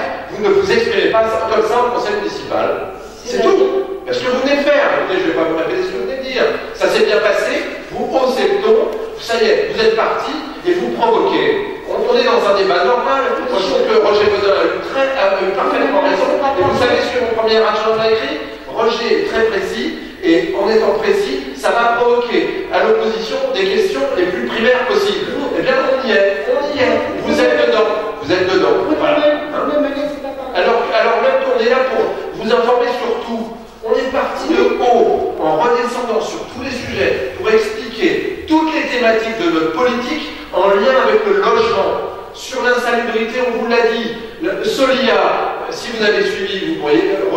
très précis. Vous pouvez me dire ce que c'est que Solia, madame? Eh ben non, évidemment, parce que vous n'avez pas écouté. Et on peut vous préciser l'ensemble des éléments que Roger Bodin a apportés qui font que tous les éléments de support de cette politique ont été portés par lui. Enfin, franchement, et là vous vous dites, je voudrais que vous me disiez, et quand je vous dis quelque chose, vous me dites, ah ben non. Non, bah écoutez, franchement, c'est pas comme ça que ça marche sur un conseil municipal. Franchement, bah écoutez, vous pouvez pas le finir, mais... Puis-je m'exprimer, monsieur? La commission nous a donné énormément de détails. On a donné des détails sur tout. Vous ne parlez pas comme ça. En plus, tout le monde trouve que c'est désagréable. Il n'y a pas que moi. C'est extrêmement désagréable. Il n'y a pas que la majorité. Vous exprimez en permanence comme ça. Écoutez, soyez pas comme ça, comme si vous étiez à la direction de cette ville. On est dans une relation normale d'opposition et de majorité. On répondra aux questions. Mais croyez bien que tous les adjoints qui sont ici et les services qui travaillent n'ont pas envie de recommencer leur boulot. C'est ça le sujet. C'est que si vous êtes présent, vous êtes présent. Si vous n'êtes pas présent, vous n'êtes pas présent. Franchement, vous croyez qu'à la caméra, vous donnez une image sympathique? Vraiment pas. On n'a pas envie, quoi. Je peux poser des questions en commission. Vous continuez vos questions. Je peux avoir des réponses en commission. Ça ne m'empêchera pas de poser les mêmes questions en conseil municipal. Continuez comme ça. Je suis sûr que les rinceurs qui vous voient là en ce moment, les rinceurs qui vous voient à vous comporter, à parler de cette façon, c'est pas très sympathique et c'est pas très honorable. Hein. Vous avez certainement raison. Alors, autre question. Est-ce que vous pouvez me dire quel est le taux des prêts qui ont été accordés aux divers... non, vous n'avez pas dit par le sens. Attendez, vous parlez à qui? Au maire et à la majorité municipale. Alors, le taux d'intérêt, monsieur Godin, s'il vous plaît, ou monsieur le maire, non. Le taux d'intérêt de chacun des prêts pour lesquels on nous demande une garantie. Parce que j'ai beau lire les contrats, je n'ai pas compris le taux. Oui, mais madame, enfin, vous étudiez les dossiers avant, vous les avez avant. Et la réponse n'a pas été donnée en commission. Eh bien, vous aviez qu'à poser la question. On va vous les chercher.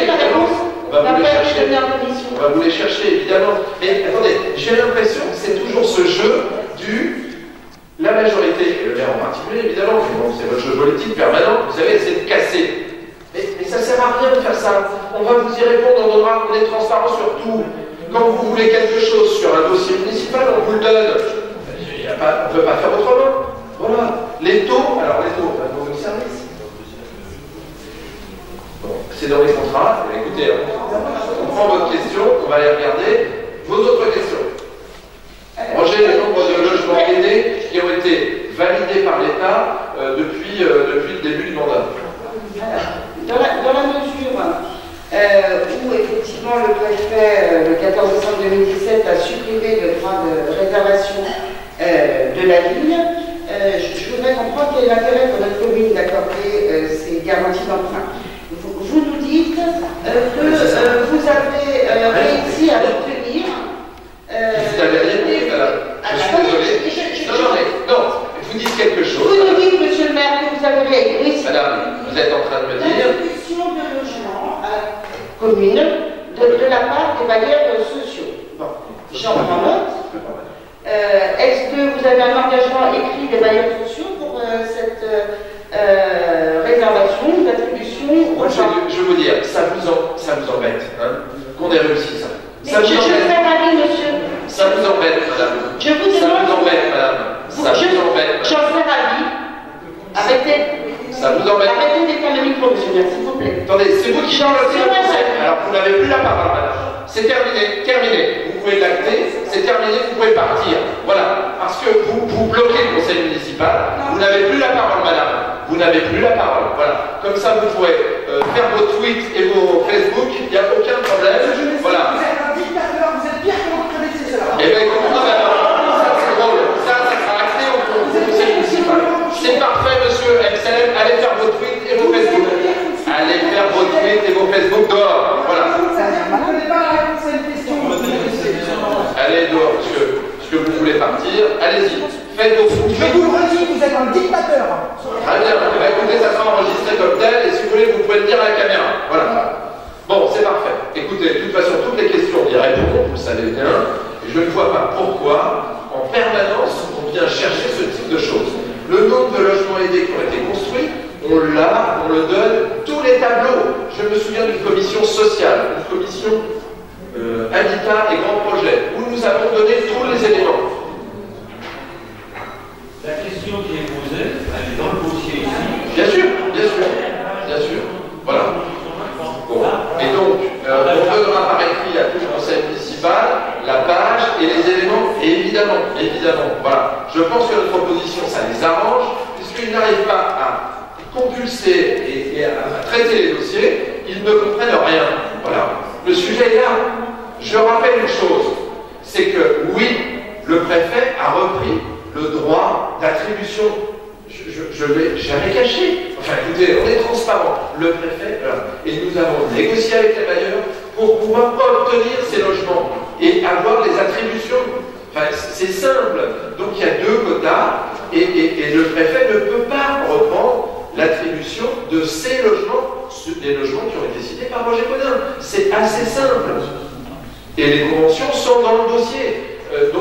Voilà, je pense que, à force de ne pas travailler et d'être malheureusement primaire, et je le redirai, évidemment, on ne peut pas avoir un débat serein qui correspond à l'intérêt des lycéens. Voilà, le dossier est clos, et les plus hauts d'intérêt sont dans le dossier.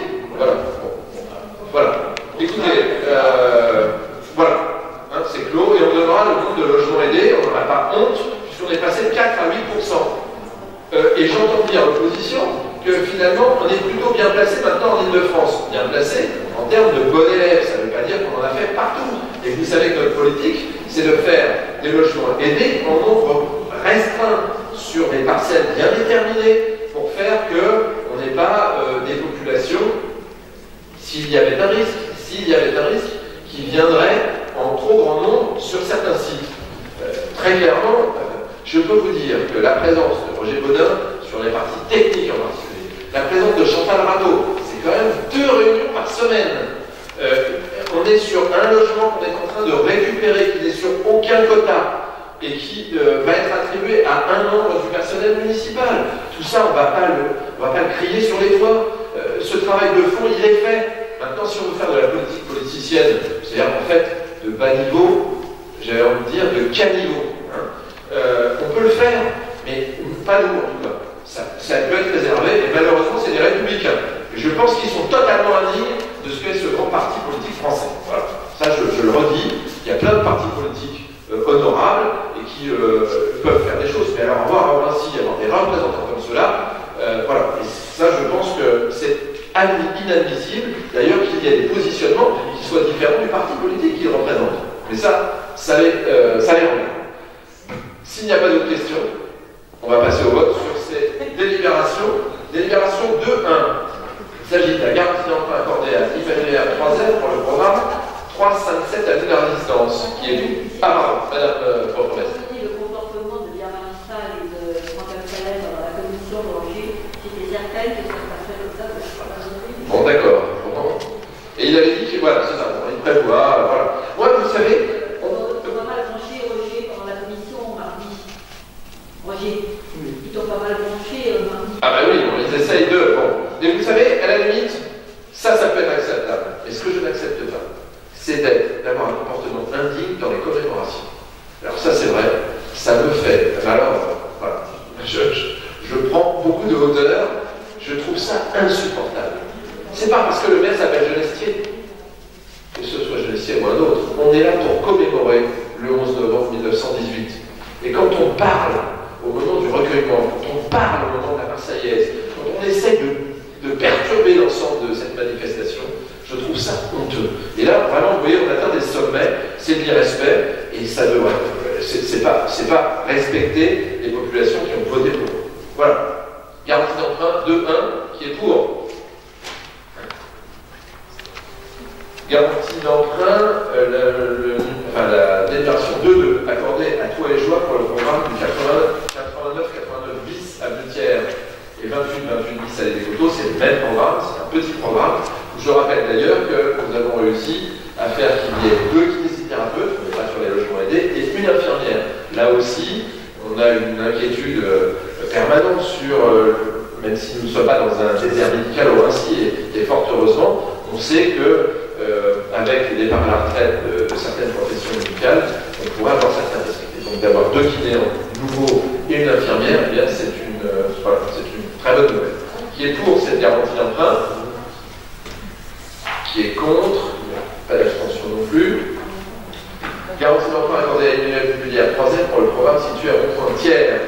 J'ai pas assez largement exprimé sur le sujet. Qui est pour? Merci. Je vois toutes les mains se lever.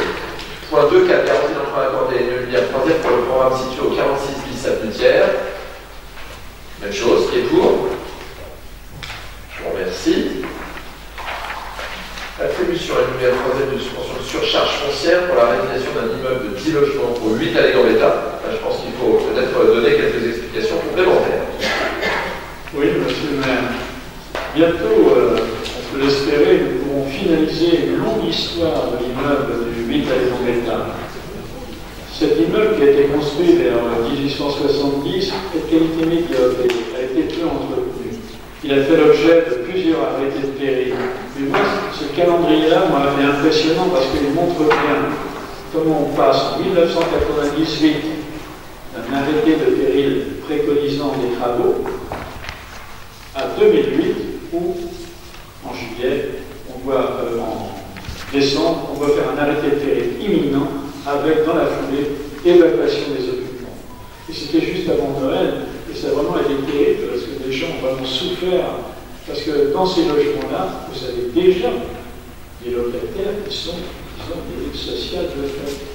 Et il faut qu'ils s'abandonnent en laissant tout à l'intérieur. Je vous laisse le plaindre. Donc, c'est pour ça qu'il faut bien nous occuper de l'attention. Et donc, en dehors de ça, il a été évacué donc, en décembre 2008. Et depuis, il y a eu en 2010 puis en 2012 des arrêtés de péril avec constat de non-réalisation des travaux demandés. Mais c'est vrai que si vous faites des injonctions ou des choses, c'est très long. La justice met un temps fou. Et c'est vrai que souvent on dit mais pourquoi il y a etc. Mais je peux vous dire qu'avant d'avoir une réaction d'un tribunal, il faut attendre au moins 2 ans. Et aussi des actions municipales. Alors, on a fait un certain nombre d'actions municipales, nous, car dès le 15 décembre 2014, on votait l'acquisition par la commune de 11 lots pour 55 000 € pour une partie. Le 10 octobre 2016, on votait la cession des 13 lots de la ville et pour 131 225 €. Le 30 janvier 2017, on votait une DUP, c'est une déclaration d'utilité publique Vivien, c'est une expropriation pour permettre à l'EPF l'acquisition successive de chacun des logements de la copropriété, en ajoutant en plus à la suite une assignation au tribunal pour un copropriétaire d'une SCI réticente. C'est énorme. Enfin, les lots de la commune sont acquis par l'EPF le 29 novembre 2017. C'est-à-dire qu'il a fallu, en bossant sur le sujet, 3 ans pour qu'on arrive à être propriétaire de l'ensemble des lots. L'EPF devient propriétaire. L'EPF devenait donc alors propriétaire unique du 8 ans d'État et il a pu signer dans la foulée une promesse de vente à I3F. Depuis, nous avions des échanges serrés entre la ville et I3F. On pourrait considérer que c'était un bras de fer en quelque sorte, car I3F voulait imposer un projet et que nous signions un permis de construire la ville avant qu'ils deviennent propriétaires et entament la démolition. Et ça, ce bras de fer a duré, il a bien duré 1 an après. Et ces échanges avec I3F furent très délicats, ils ressemblaient, je disais, à un bras de fer, mais nous avons pu aboutir. Car c'est le 10 octobre qu'un courrier directeur d'I3F lui donnait un calendrier avec une date pour l'acquisition du bien et une date prévisionnelle pour la démolition. Ceci sans la délivrance préalable d'un permis de construire par les communes. Nous butons sur quelques points au niveau des matériaux, des choses de genre. Même si nous avons versé, c'est le cas-là, nous souhaitons verser une subvention de surcharge foncière pour les raisons qui ont été développées tout à l'heure. Donc, le 29 novembre, I3F deviendra propriétaire de l'État d'État par la signature de l'acte de vente d'acquisition à EPF, et ceci en présence des notaires respectifs. La notification du contrat de démolition à l'entreprise, retenue par I3F, ils sont déjà venus visiter le site, etc., les 5 entreprises qui se proposent de donner une réponse, juste après la signature de l'acquisition, c'est-à-dire ça peut se situer vers le 1er décembre. Je ne sais pas si c'est un dimanche, je ne peux pas regarder. Donc la rédaction, après vous avez la rédaction du diagnostic amiante à faire, le dépôt du plan de retrait, et pour que vous ayez un accord sur ce point, ça peut demander de l'ordre d'un mois, un mois et demi, facile, suivi de l'accord des autorités. Donc, en fin janvier 2019, le premier coup de pelle de démolition sera donné.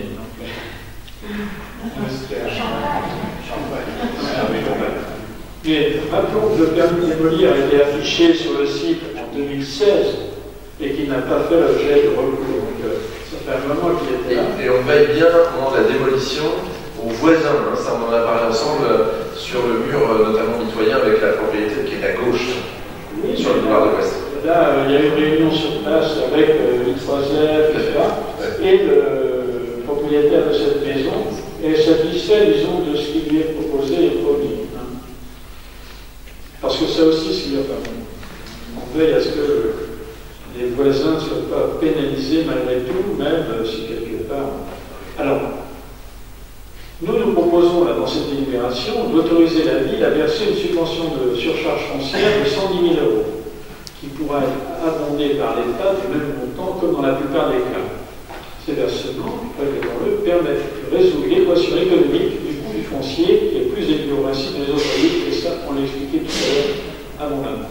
Et je le répète que plutôt que de payer une pénalité à l'État, on participe en surcharge foncière. Donc voilà. Elle est déduite de la pénalité. Sachant qu'elle est retranchée de la pénalité SRE. C'est-à-dire que, par exemple, là pour l'année qui est là, en 2018, on aura à déduire la pénalité de 250 000 € qui a été versée pour la surcharge foncière de 29 bâtis anciens qu'on réhabilite, 15 000 € pour les travaux dans un logement de tiers-logement qui a été transformé de la création du logement.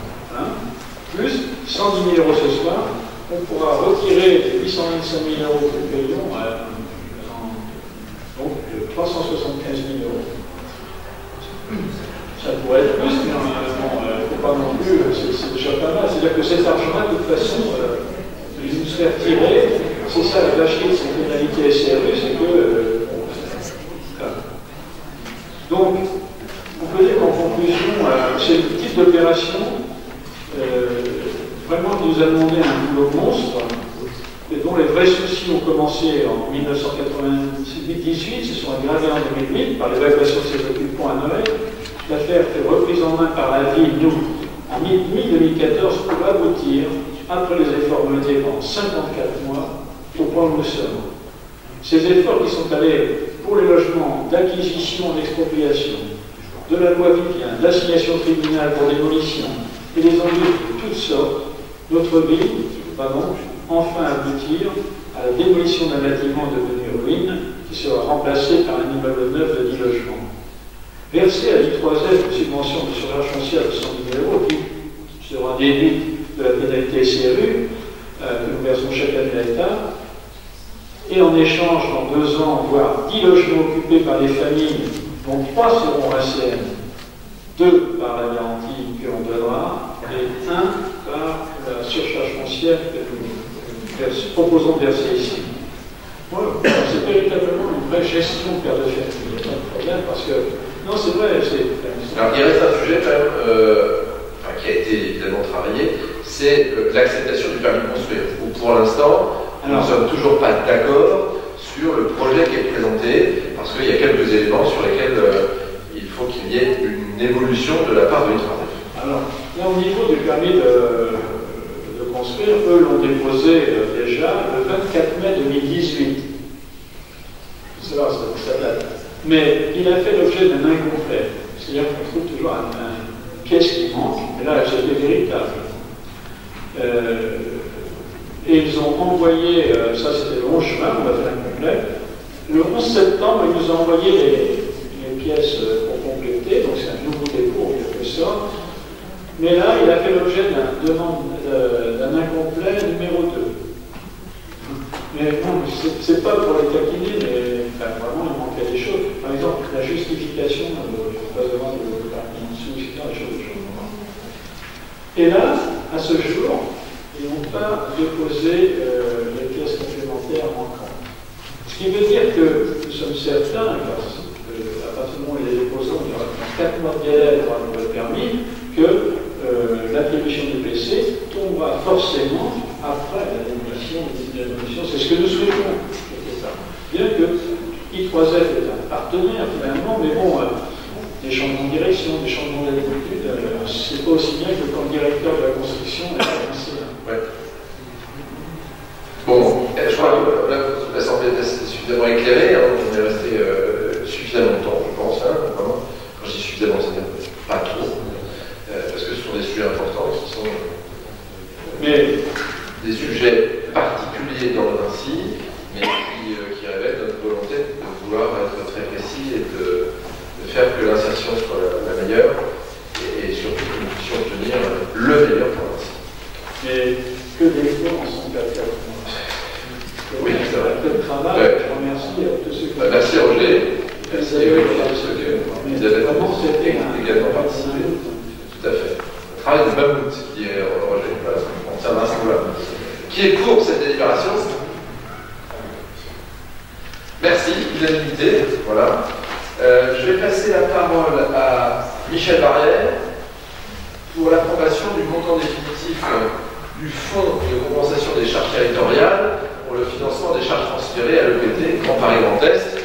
On n'a pas beaucoup d'évolution par rapport à l'année dernière, mais ça réclame quelques explications en 10 lignes. Voilà.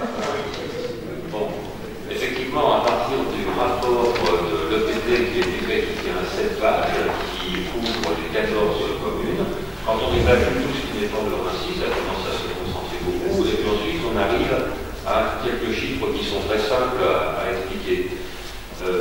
Lors du conseil municipal du 18 juin, le montant provisoire avait été indiqué, donné en 3 chiffres. Hein. Pour les compétences qui avaient été confiées à l'EPT en 2016, 249 513, et pour les compétences qui avaient été en 2018, 40 000, qui faisait un total de 289 513. Bien. Maintenant, le montant définitif va être inchangé pour les compétences qui sont rentrées en 2016. Il y a une petite modification des 40 000 devient 31 741, donc la somme 289 513 devient 289 254. Et ça sera sur notre conseil de Paris de 2018. Et il y a une valorisation complémentaire sur une autre compétence qui est arrivée en 2018. Et celle-ci, elle est particulièrement chère à M. le maire, puisque c'est le développement économique. Il est vice-président du développement économique à l'établissement territorial. Et il y a pour 8 827 € qui apparaîtront sur nos comptes en 2019. Et avec ça, je vous demande maintenant de bien vouloir voter cette délibération. Merci Michel. Peut-être des questions? Oui, Sabine. Qui est pour cette délibération? Je vous remercie, unanimité. Je vais laisser la parole à Elisabeth Malowski pour le tarif applicable au séjour de ski 2019 pour les ados. Oui, pour les enfants de 6 à 11 ans. Oui. Donc pour la deuxième année, et selon les clauses de son marché, le Vinci Animation doit assurer l'organisation et l'encadrement d'un séjour à dominante ski pendant les vacances d'hiver pour les enfants de 6 à 11 ans. Ce séjour est prévu en Haute-Savoie du samedi 23 février au samedi 2 mars 2019 à Saint-Germain-des-Bains. Le transport sera assuré en TGV puis en car. L'hébergement se fait dans un chalet avec salle de bain, salle d'activité, salle de restauration. La cuisine est faite sur place. C'est un vrai séjour de ski. Les enfants ont 2 heures de cours de ski par des moniteurs ESL, puis ensuite du ski détente par des animateurs expérimentés. Les inscriptions ont lieu du 4 au 14 décembre au bureau d'Urancy Animation, à l'espace Raymond Mège, par ordre d'arrivée dans la limite de 20 places. Le coût du séjour est fixé pour la ville dans le marché à 980 € par enfant, 930 pardon. Et la ville va prendre à sa charge entre 80 à 20% du coût selon le quotient familial des familles, de Q1 à Q8, et inversement, les familles ont un tarif de participation allant de 20 à 80%. Il vous est donc proposé ce soir de voter les tarifs selon le tableau joint à la délibération, qui vont de 186 € pour le quotient 1 à 744 € pour le quotient 8. Très bien, merci. Donc les enfants déjà l'année dernière avaient été ravis, hein, on les avait retrouvés. Tout à fait, il y avait eu un excellent retour avec une petite cérémonie de remise médaille. Exactement. On avait, vous savez, à chaque fois qu'on rencontre les enfants, moi j'aime bien qu'on puisse leur apprendre des mots. Alors, donc on leur avait remis une médaille et je leur avais indiqué qu'ils étaient les récipiendaires. Voilà. Et donc quand je les rencontre dans les classes, parce que bon, avec les élèves, on fait la tournée des classes, effectivement on en a retrouvé quelques-uns, alors ils ne se rappelaient plus du mot. Et donc la prochaine fois, on va pouvoir leur rappeler le mot récipiendaire. On trouvera à chaque fois, voilà, on fait évoluer le vocabulaire. Voilà, merci Elisabeth. Est-ce qu'il y a des questions sur ce sujet? S'il n'y en a pas, je vous propose d'approuver cette déclaration qui est pour. Merci. Unanimité. Écoutez, nous avons terminé. Je vais vous donner quelques informations. Les remerciements de plusieurs associations sur les attributions de subventions, en particulier la Société régionale d'horticulture du Rincy, que nous allons retrouver le 25 novembre, le jour de la Sainte-Catherine, c'est je crois dimanche, de 10h à 16h, dans les jardins de la bibliothèque, les jardins de Nôtre. À ce titre, les Rincéens qui prouveront leur lieu d'habitation au Rincy pourront avoir une plantation, donc un plan d'arbres, comme nous le faisons chaque année. Vous savez, nous souhaitons repeupler encore le Rincy, qui est déjà une ville arborée. Et la ville s'engage dans le cadre du 150e anniversaire du Rincy. Vous vous souvenez de la date, le 19 mai 1869, arrêté impérial de Napoléon III. Le 19 mai 2019, eh bien, nous fêterons les 150 ans, donc toute l'année 2019, 150 ans du Rincy.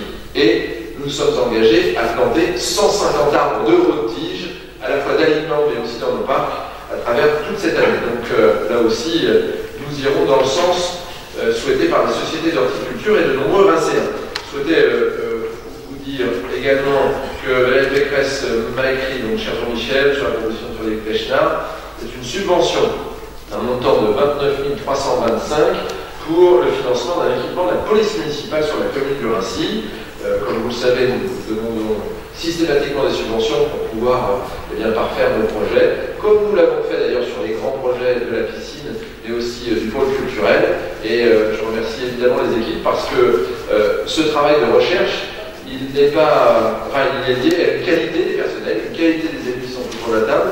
On ne pourrait pas évidemment mener ces projets si nous n'avions pas l'engagement nécessaire et la relation avec l'ensemble des acteurs de la région, du département, de la métropole et différents acteurs qui viennent nous soutenir. Je pense en particulier à la statue qui a été découverte, dévoilée, voilà,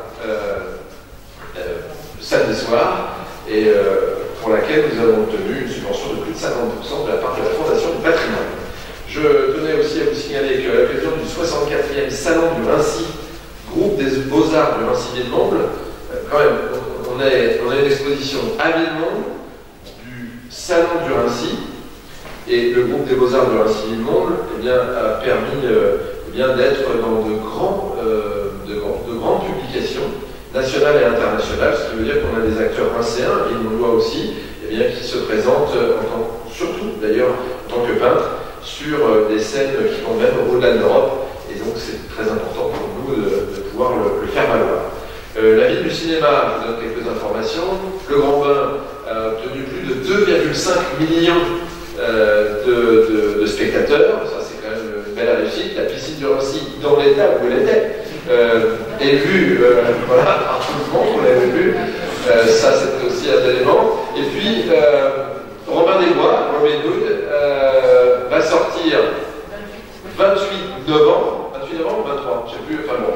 En tout cas, fin du mois de novembre, et Robin des Bois, c'est alors là dans le monde entier, et on verra en particulier l'église du Raincy. Ça fait partie des beaux succès que nous avons engrangés. D'autres tournages auront lieu dans les prochaines semaines, les prochains mois. On a une série de M6 qui va envahir à la fin du mois de décembre l'hôtel de ville, qui s'appelle Toi, toi, bon toi. Bon, voilà, qui sortira d'ici à quelques mois. Et on a en projet plusieurs longs métrages qui devraient couvrir quelques voies du Raincy et quelques établissements. Ça fait participer des Rincéens, puisqu'on a des acteurs en herbe, et puis, je veux dire, ça rapporte aussi un peu d'argent. C'est ça la bonne gestion municipale. Donc je voulais vous donner toutes ces informations.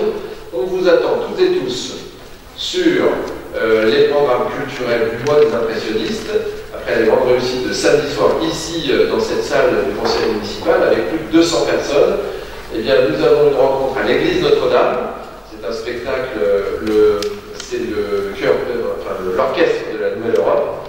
Nous avons également le samedi d'après, le vendredi d'après, je crois que c'est le 30, à l'église Saint-Luc, qui, je vous rappelle, est un monument municipal, avec là du chant lyrique. Et puis, au-delà de la journée de l'arbre, nous aurons à célébrer ensemble le marché de Noël, et en même temps, Pierre-Yves Ménégoz pilote ça de main de maître, en tant que conseiller municipal, avec les équipes, le Téléthon. Voilà, le 8 au soir, c'est à l'espace Raymond-Mège, c'est le grand loto. Venez, c'est pour une bonne cause, et puis je pense que nous continuerons encore une fois à rassembler des familles rincéennes. Espoir pour le cancer, je l'ai oublié, voilà. La présidente de Espoir pour le cancer ne m'en voudra pas, j'espère. C'est le week-end prochain, c'est samedi, dimanche à l'espace Raymond-Mège.